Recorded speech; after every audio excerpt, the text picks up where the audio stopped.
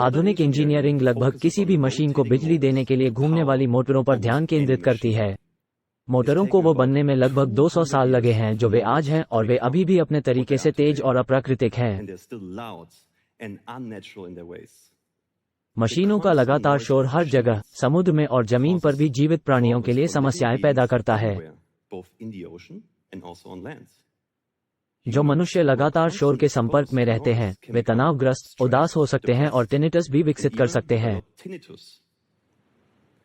इसके विपरीत प्रकृति में घूमने वाली मोटरें नहीं होती हैं।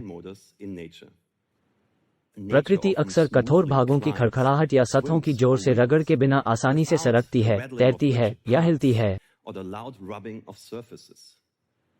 मेरा मानना है कि हम मशीन बनाने के अपने तरीके में बदलाव कर सकते हैं और हमें करना चाहिए। कठोर या अप्राकृतिक सामग्रियों का उपयोग करने के बजाय क्या होगा यदि हम बायोमिमेटिक मशीनें बनाते हैं, नरम या जीवित सामग्री से बनी मशीनें जो विभिन्न प्रकार के रोजमर्रा के कार्यों में उपयोग करने के लिए अनुकूल और सुरक्षित हैं।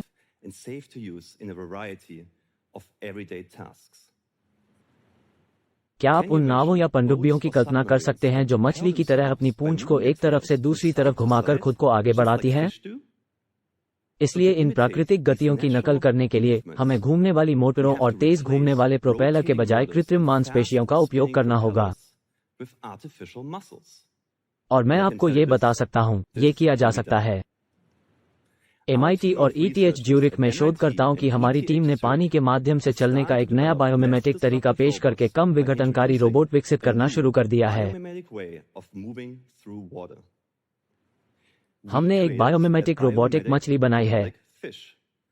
उसका नाम सोफी है। वो पूरी तरह से बिना बंधे सॉफ्ट रोबोट का पहला प्रदर्शन है जो प्रोपेलर की आवश्यकता के बिना समुद्र का पता लगा सकता है।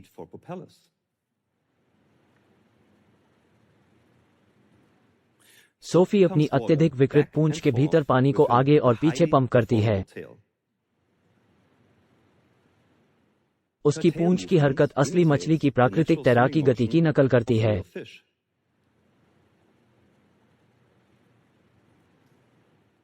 सोफी का प्राकृतिक डिजाइन उसे जलीय जीवन की बारीकी से निगरानी करने की अनुमति देता है। अब एक पेंच है। सोफी ऊर्जा की भूखी और तेज आवाज वाली है। हाँ, हम मछली की तरह तैरने वाला रोबोट बनाने में कामयाब रहे, लेकिन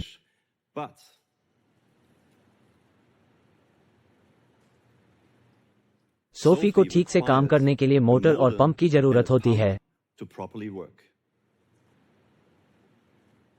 अब हम उस मोटर और पंप को बदल रहे हैं जो शोर करता है और वांछित नहीं है। ऐसे में हम इसे मूक कृत्रिम मांसपेशियों से बदल रहे हैं। इन मांसपेशियों को हेजल कहा जाता है। वे सीधे और कुशलता से विद्युत ऊर्जा को मांसपेशियों के संकुचन में परिवर्तित करते हैं। इस बड़ी मांसपेशी को देखें जिसे हमने एक पैर को ऊपर उठाने और नीचे करने के लिए बनाया है। लचीली चादरों का ढेर सिकुड़ता है और आराम करता है, ठीक वैसे ही जैसे जांघ की मांसपेशी करती है। आइए आपको बताते हैं कि यह कैसे काम करता है। तो हम पाउच बनाने के लिए लेमिनेटेड शीट लेते हैं। हमारे पास इनमें से कई पाउच एक ही पेशी के भीतर हैं। अब हम एक प्रवाहकीय स्याही और स्प्रे कोट लेते हैं जो इन पाउचों पर स्याही लगाते हैं, और फिर हम उन्हें तेल से इंजेक्ट करते हैं। ऐसा करने के बाद हमारे पास एक प्रवाहकीय स्याही होती है जो एक लचीले इलेक्ट्रोड की तरह काम करती है जो वोल्टेज लागू होने पर इन तरल भरे पाउच को निचोड़ती है।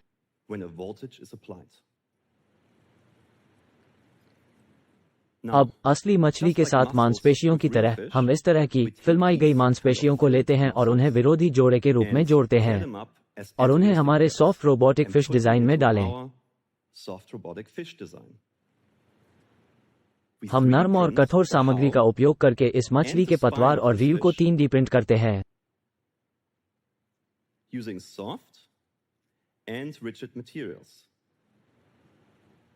मछली अब बारी बारी से एक तरफ से दूसरी तरफ मछली के अंदर की मांसपेशियों को विद्युत रूप से चार्ज करके चुपचाप तैरती है।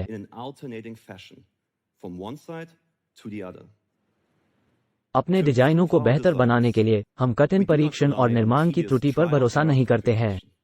इसके बजाय हमारा सॉफ्टवेयर किसी डिजाइन को बनाने से पहले उसके प्रदर्शन के लिए उसे तेजी से अनुकरण और अनुकूलित करता है।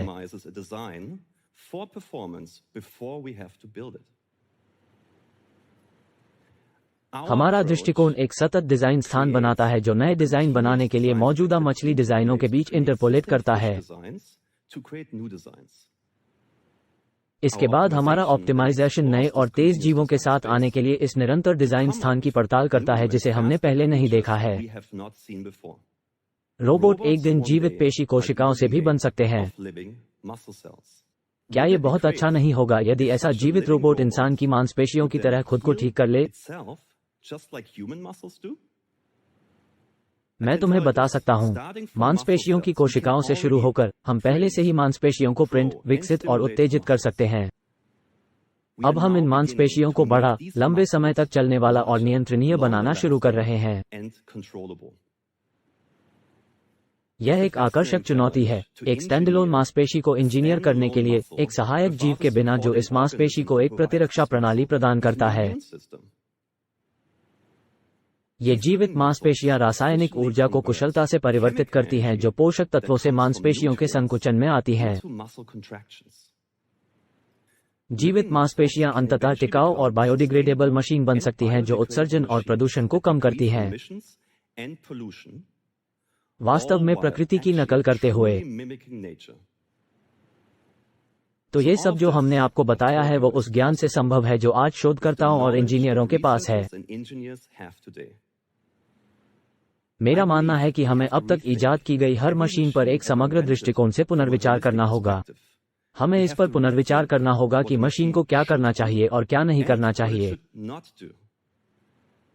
मुझे लगता है कि हम ऐसी मशीनें चाहते हैं जो सुरक्षित रूप से हमारे साथ एकीकृत हों, हमारे जीवन की गुणवत्ता में सुधार करें, जबकि हम प्रकृति का सम्मान करें और जोर शोर से अपनी दुनिया को प्रदूषित न करें।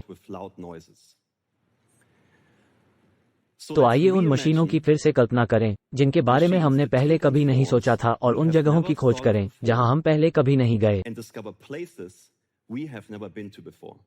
शुक्रिया।